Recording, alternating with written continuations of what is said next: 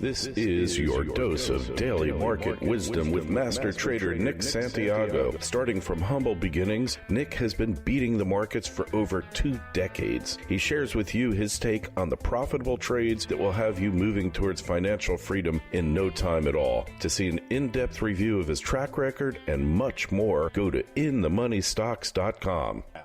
Welcome. This is your daily dose of daily market wisdom with master trader Nick Santiago. I'm Kerry Lutz. Today is 2/25-21. This is show number 213, and perhaps this is the moment that we've been waiting for. Nick, what are the markets telling you today? Well, today was just a bloodbath sell-off on massive volume, and on the program here, I've been waving the yellow caution flag over the last week or so, saying, hey, you got to be really, really careful in this environment. I've seen lots of froth, but today it was just an absolute slaughtering.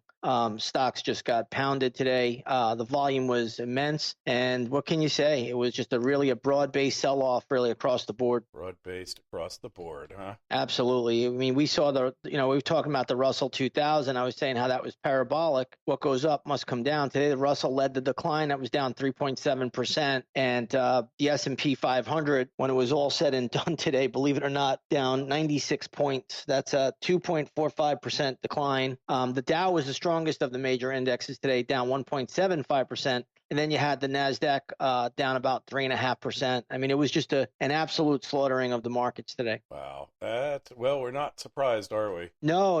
In fact, I'm positioned for it. So, my members are very happy today. Is it too late for the trade of the decade, or? I don't think it's too late at all. I think this is not just a one-day wonder. This is not something like we saw in January. In January, I had told my members we're going to look for a late month sell-off, and we got exactly that in the S&P and the other indexes. And then we were going to look for a bounce and potentially to a new high, as I thought that first leg down in January was just really, trapping the short sellers and getting the long sellers excited. And now the second time around, I think this is a little bit more of what I was talking about with being cautious in this market and really protecting yourself. Today's decline was the real deal. So maybe we need to rename your site and call it outofthemoneystocks.com. Oh, we could do that.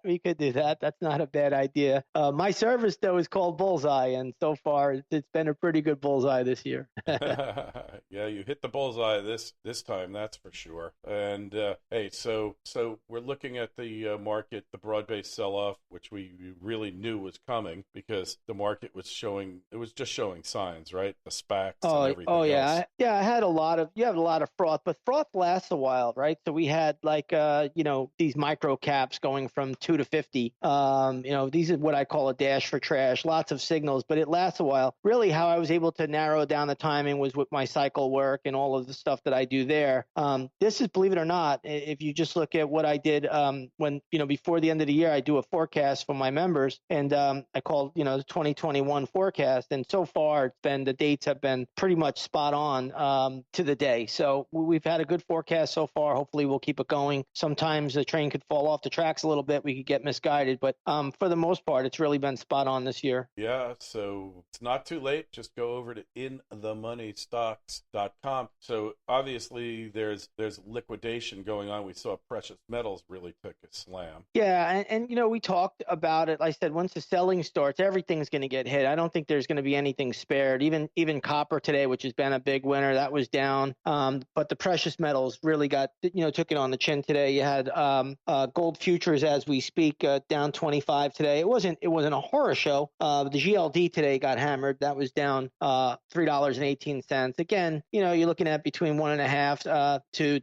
nearly 2% of declines. Silver today got hit a little bit as well. Silver futures as we speak right now down about 1.6%. So it was a pretty good downdraft, but that's going to happen. That's going to happen when you get these markets like this. Everything, the baby gets thrown out with the bathwater, so to speak. Hey, and we actually talked about this a couple of weeks ago. When the broad-based decline comes, we said that the metals would get hit. And if we look at last March as our perhaps guidance for what's going to happen, they could very well bounce back rapidly, couldn't they? Oh, absolutely, absolutely. And that's the one thing everybody needs to remember. When the market initially sells, everything they just sell everything. Don't forget, too, we have margins, people borrowing on margins at all-time highs.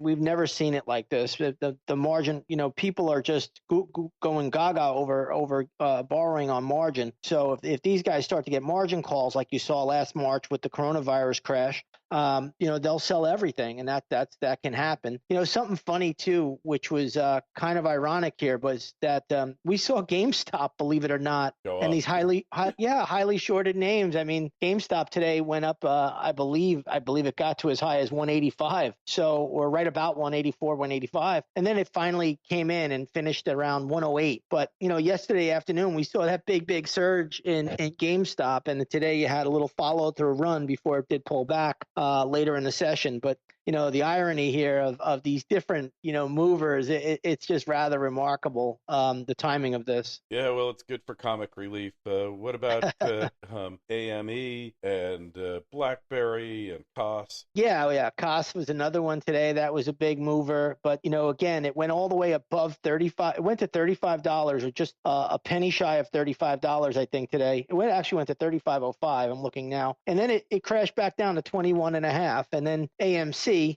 today traded above or right around $11, and then came back down to 8 at the close. So these things they're not my cup of tea. They're not equities that I get involved in, but it is something to watch. How it's the Wild West out here all over again. I would call those stocks comic relief, really. You can call them that.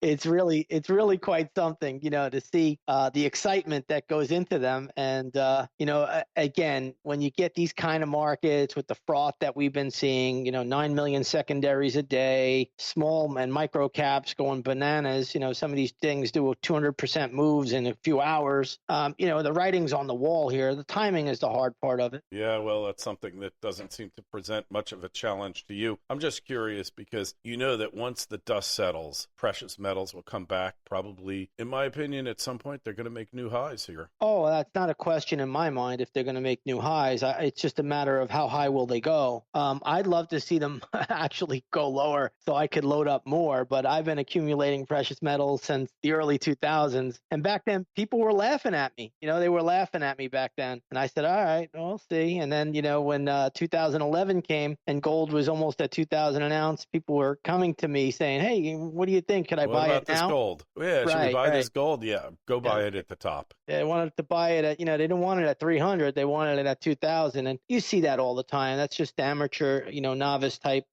mentality. But that's what happens. Everybody wants to jump in, when they get excited, just like Bitcoin. I can't tell you how many emails I get about, Bitcoin when it was trading near 60,000. And I'm like, are you out of your mind? But they are. That's when that's when the excitement gets people riled up, and then they think they're missing out. And again, I never feel like I'm missing out. If I miss a move, I know I'll have a shot at it down the road. It's not, you have to have patience in this business. I mean, I lose more members because they say I don't trade a lot. I don't trade enough. I want to be in winning trades. I don't want to be in trades for the sake of the gamble. I'm not a gambler whatsoever. Hey, no one can ever accuse Nick Santiago of FOMO. No, they can't, and they'll never accuse me of overtrading. And I'm very, very, I'm very, very stringent in what I do and how I do it. I have a method, and a lot of mathematics go into what I do. And I've been very consistent, and that's really my goal. Hey, and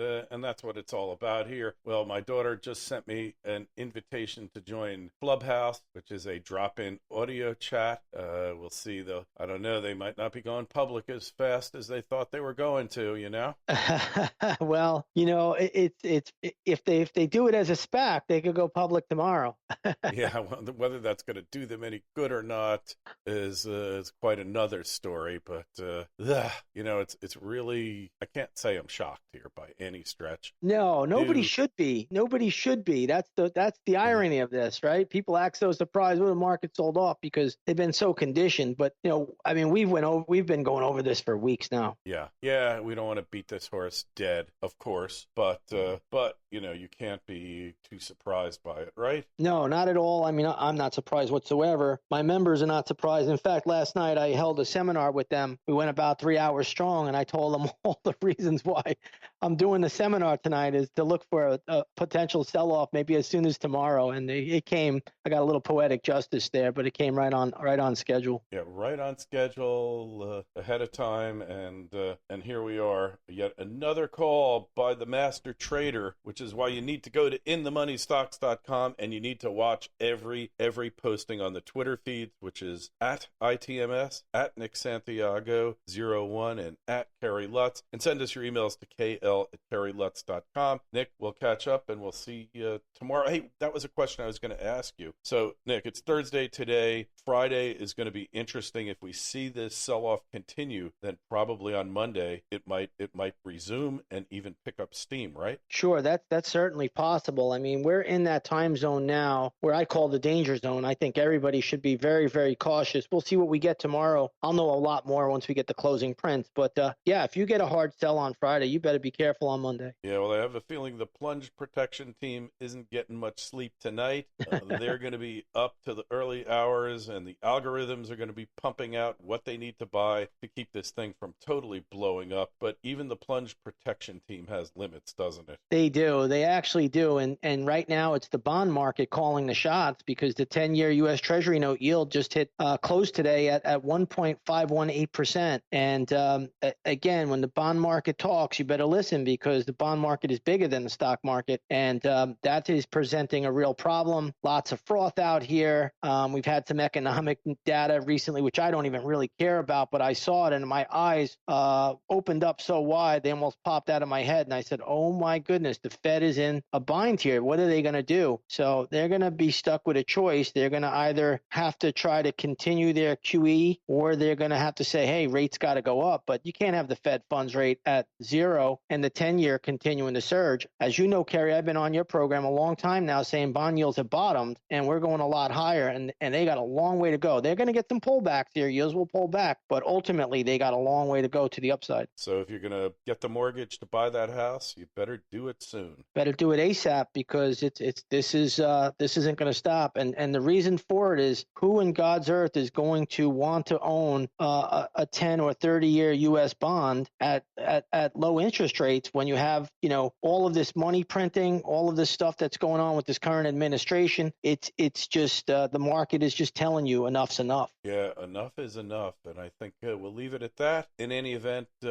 email KL@KerryLutz.com with your opinions. Do you think it's over? Is the party over? And when parties are over, there's always a hangover at the end from those who got too deeply into it and thought the party would never end. So don't be one of them. We'll talk to you tomorrow, Nick. And hey, Friday is going to be interesting. It certainly is.